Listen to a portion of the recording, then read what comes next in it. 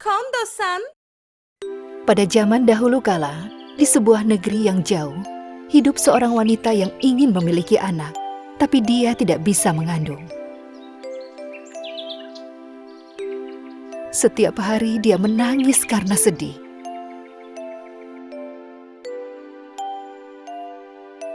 Suatu hari saat dia menangis, sesosok peri muncul di hadapannya. Kenapa kau menangis? Beritahu aku, mungkin aku bisa membantumu.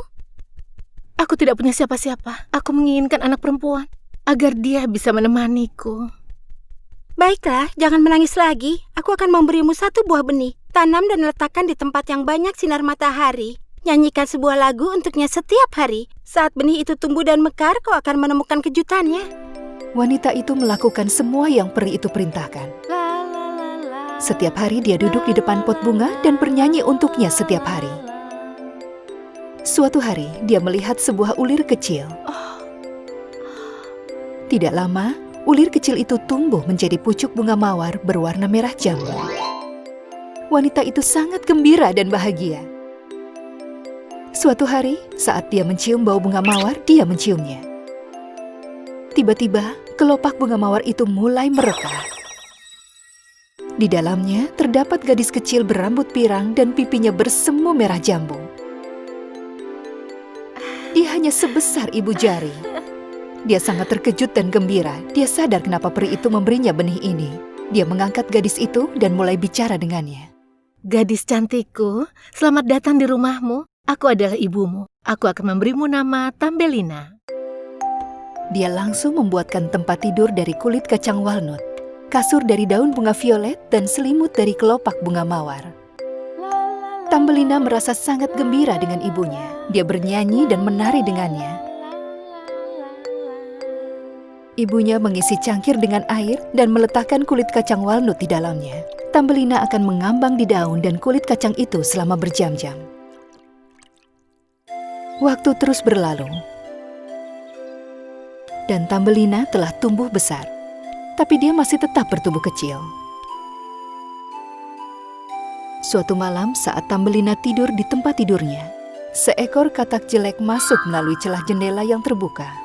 Dia menatap Tambelina saat dia sedang tidur. Crap. Dia cantik sekali, gadis yang sempurna untuk menjadi menantu perempuanku. Perlahan-lahan dia mengangkatnya dan meletakkannya di samping sebuah kolam di kebun. Putranya langsung berlari menghampiri ayahnya. Gadis ini dia yang akan menjadi istriku. Dia cantik sekali, Ayah. Kita letakkan dia di bunga teratai ini sampai kita selesai mempersiapkan segalanya agar dia tidak bisa kabur. Keesokan paginya, Tambelina yang terbangun di tengah-tengah teratai, dia berada di tengah-tengah kolam.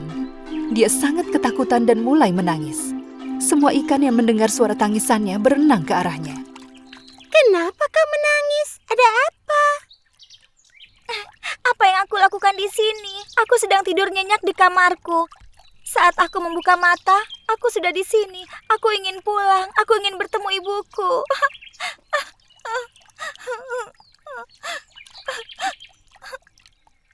Oh, si katak jelek dan anaknya yang meletakkanmu di sini. Sepertinya kau akan menikahinya. Kau tidak mau itu? Tidak, tidak. Tolong aku mohon. Ikan-ikan mulai menggigiti batang pohon teratai yang tumbuh di bawah kolam.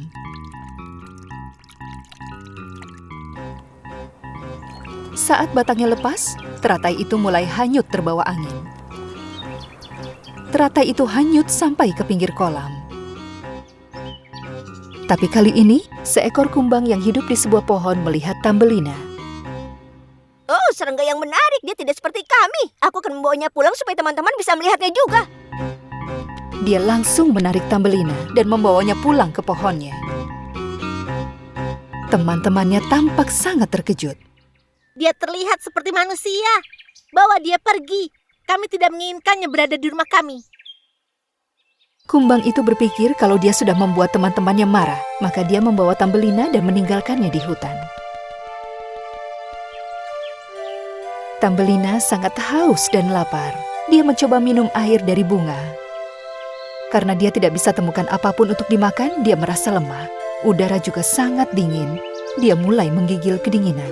Dia memakai pakaian untuk musim panas. Dia berjalan sangat jauh untuk bisa menemukan tempat berteduh. Akhirnya, di depan sebuah tumpukan tanah, tampak sebuah pintu. Dia mengetuk pintu itu dengan hati gembira. Seekor tikus betina yang membukakan pintu.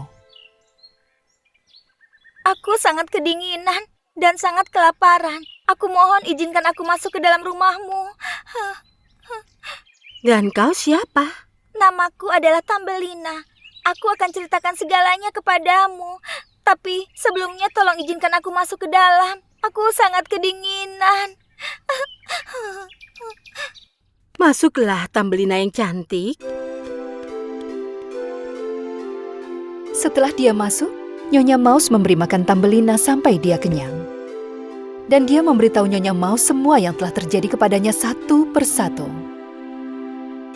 Selama mereka tinggal bersama, tiba-tiba suatu hari seseorang mengetuk pintu. Mereka kedatang. Oh, selamat datang Tuan Mole. Terima kasih. Oh, siapa gadis cantik ini, Nyonya Tikus? Izinkan aku memperkenalkanmu. Ini adalah Tambelina. Kami tinggal bersama. Senang bertemu denganmu, Tuan. Kagum dengan kecantikan Tambelina, sekarang setiap hari Tuan Mole selalu datang berkunjung ke rumah Nyonya Maus. Dia membawa banyak sekali hadiah dan makanan untuk menarik perhatian Tambelina. Setelah beberapa saat, Tuan Mole memutuskan untuk bicara dengan Tambelina. Tambelina, aku sangat menyukaimu. Kadang membangun keluarga denganmu. Tentu saja, itu kalau kau tidak keberatan. Tuan Mole, terima kasih banyak.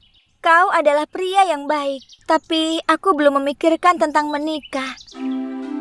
Malam harinya, Nyonya Maus ingin bicara dengan Tambelina tentang hal ini. Dia pikir Tambelina akan merasa bahagia. Kau tidak mau menikah, tapi ayo kita pergi ke rumahnya bersama-sama.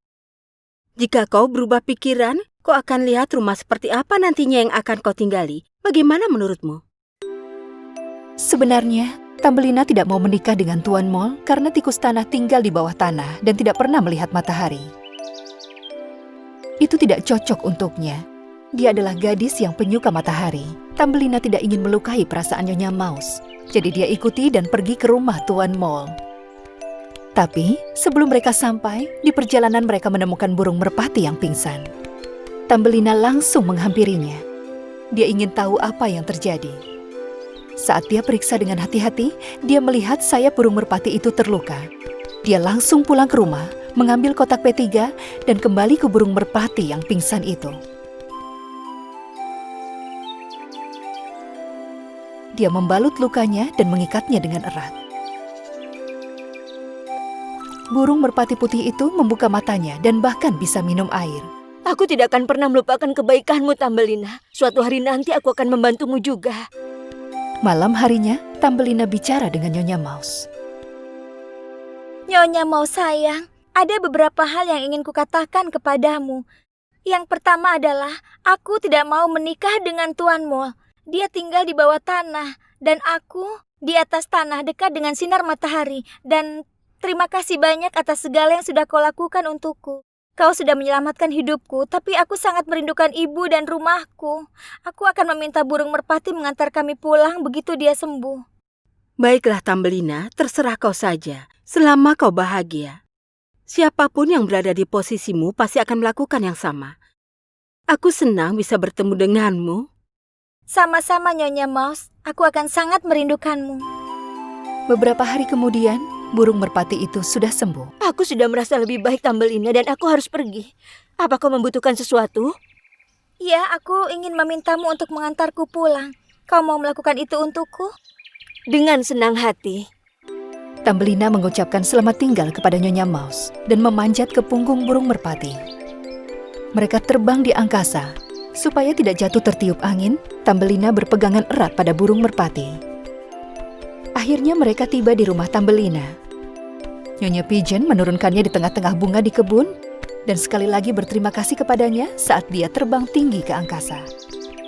Akhirnya Tambelina pulang ke rumahnya setelah pergi selama berbulan-bulan. Dia langsung lari menghampiri ibunya dan memeluknya. Ibunya merasa bahagia. Ya Tuhan, hari yang indah. Ibu sangat bahagia kita akhirnya bisa bersatu. Selamat datang kembali gadis cantikku. Ibu sangat merindukanmu. Aku juga sangat merindukanmu, Ibu. Aku akan menceritakan semua yang kualami kepadamu. Janji untuk kita tidak pernah berpisah lagi. Setelah apa yang terjadi, Tambelina tidak pernah pergi jauh dari rumah. Dan dia bermain dengan bunga-bunga di kebun yang disirami oleh sinar matahari. Suatu hari, dia melihat sebuah bunga yang cantik, yang sangat istimewa dan berkilau seperti matahari. Wow, itu adalah bunga yang berbeda. Sepertinya aku tidak pernah melihat bunga seperti itu di sini. Tambelina melompat dari satu bunga ke bunga lain dan mendekati bunga itu. Dan tepat di saat itu, kelopak bunga yang berkilau itu terbuka. Tambelina sangat terkejut melihat seorang pria tampan yang kecil seperti dirinya. Oh, siapa kau? Aku adalah peri kebun ini. Dan kau gadis cantik, kau siapa? Namaku adalah Tambelina. Ibuku memilih nama itu karena aku sangat kecil. Ini adalah kebun kami, tapi aku belum pernah melihatmu di sini. Baik peri bunga dan Tambelina tidak pernah menemui siapapun yang seukuran dengan mereka. Dengan persamaan itu, mereka saling menyukai pada pandangan pertama. Saat waktu berlalu, keduanya akan pergi keliling kebun, bermain dan menghabiskan waktu bersama. Dan suatu hari, Tambelina, ada yang ingin kutanyakan padamu. Maukah kau menikah denganku? Tambelina merasa sangat senang mendengar lamarannya itu. Karena akhirnya, seseorang yang dia sukai untuk menghabiskan waktu bersama, yang bisa hidup bersamanya di antara bunga-bunga. Dan jika dia menikah, dia bisa hidup dekat dengan ibunya, telah melamarnya. Tentu saja, pangeranku. Sebagai hadiah pernikahan, peri bunga memberi Tambelina bubuk peri, dan tiba-tiba Tambelina memiliki sayap. Peri bunga dan Tambelina hidup bahagia untuk selamanya di kebun ibunya. Hai guys, subscribe channel kita ya, Kondosan, dan tonton cerita dongeng yang paling populer, kartun, dan sajak anak-anak di channel kita. Jangan lupa juga klik lonceng notifikasinya ya.